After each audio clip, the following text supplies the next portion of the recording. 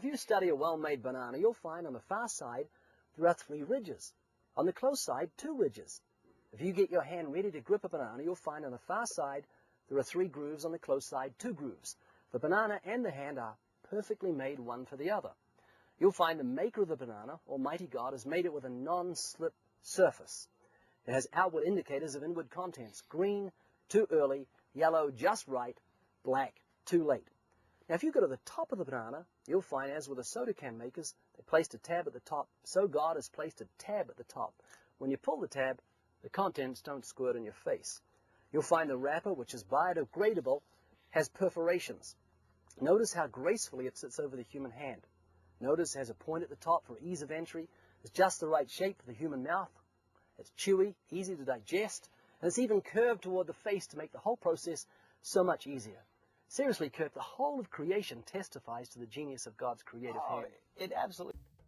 New Zealander creationist, activist, and renowned botanist/logician Ray Comfort claimed that bananas disproved evolution, as they are so perfect for human consumption due to their very tiny seeds, portability, and protective peel, that it has to mean that they were created by the Lord Almighty. Truly, only a loving God could have crafted this magnificent creation. Except that the wild bananas look like this. Yeah, it doesn't exactly look tasty. This genus, Musa, originates from the obscure island of New Guinea, split between Indonesia and Papua New Guinea today. The wildlife and foliage in this part of the world is incredibly biodiverse and rather different from those on the Asian mainland. These first inhabitants were dark-skinned Melanesians, the Papuans of various different tribes who would eventually be taken over by the Austronesians from the mainland of Asia. They had more advanced technology and would take up banana cultivation, spreading it across a series of island chains of what are now Indonesia, the Philippines, as many other places, as well as the mainland. This separation by waterways produced distinct cultivars of bananas. Then they spread to the Indian subcontinent, most likely through trade, arriving long before Indo-Europeans arrived with the advent of Hinduism and the caste system. That's how old they are there. Through trade routes, bananas would spread to other tropical and subtropical environments in sub-Saharan Africa, becoming a common staple to the point that many people misattribute their origin to that part of the world. By the Middle Ages, the Arabs had spread into the Indian subcontinent and spread as far west as what is now Spain. Growing bananas there, granted the climate was far drier. However, after kicking the Muslims out of the Iberian Peninsula, the Spanish and Portuguese began to embark on the exploration of the Americas, and it just so happened that the Caribbean, Central America, and the northern half of South America were wet and warm, perfect for banana cultivation. The Spanish had also taken over banana cultivars from their new colony in the Philippines and grew those bananas that they took from the Philippines in Central America. Life on plantations under Spanish and Portuguese rule was not pleasant, but it never went to the same extent of barbarism seen with sugar, tobacco, and cotton.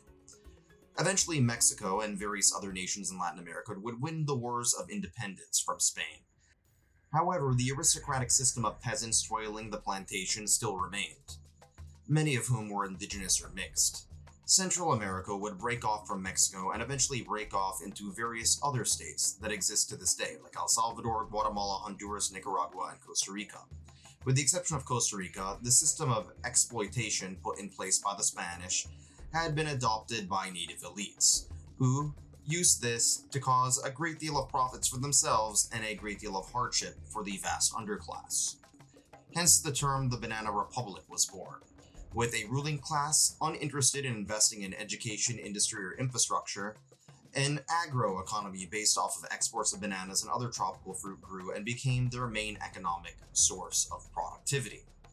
Before the late 1800s, most people in cooler temperate climates probably never even heard of bananas before, but soon they would become one of the most iconic food items of the modern world.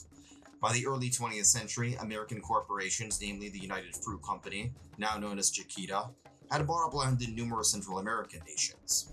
Bananas, however, still bruise easily, have a short shelf life, and need to be transported to temperate climates under a short period of time before they spoil.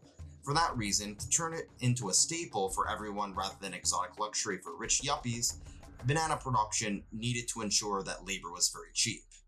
This was great for banana consumers, great for the corporations that made billions, great for the Latin American elites who got to consolidate power, but terrible for the workers. When governments emerged in Guatemala and El Salvador that tried to institute land reforms, U.S. intelligence services, alongside the militaries of those nations, pretty much orchestrated coups which resulted in military dictatorships which brutalized the peasant population. The banana at this point in time was cultivated in very disparate forms. The most famous of all was the Gros Michel. This banana is more rigid than the ones we use today, but still is portable and high in calories for a fruit. However, the Panama disease caused by a fungus swept through the crops, killing the Gros Michel. The reason for this is that bananas are oftentimes grown in monocultures, with near identical genetic copies of each other that make cultivation very consistent and efficient, but on the other hand, lack a lot of genetic diversity, which makes them susceptible to mutating pathogens. The Gros Michel was replaced with the Cavendish banana, which is the main cultivar today. If you ever wondered why artificial flavorings of bananas oftentimes taste weird, it's because they oftentimes mimic the Gros Michel rather than the Cavendish banana. However, the Cavendish banana is also facing numerous biological threats, and it's likely that your great-grandchildren will never get to taste them, as mutations of the Panama disease are coming back to get them this time. Going back to our friend and philosopher Ray Comfort, the man was partly right. Bananas are a product of intelligent design. That intelligence being humans, who first cultivated this fruit, spread it across distant lands and waters, grew it in a variety of ways, and then turned them into a multi-continental commercial and culinary empire. One that you can take part in for less than $1.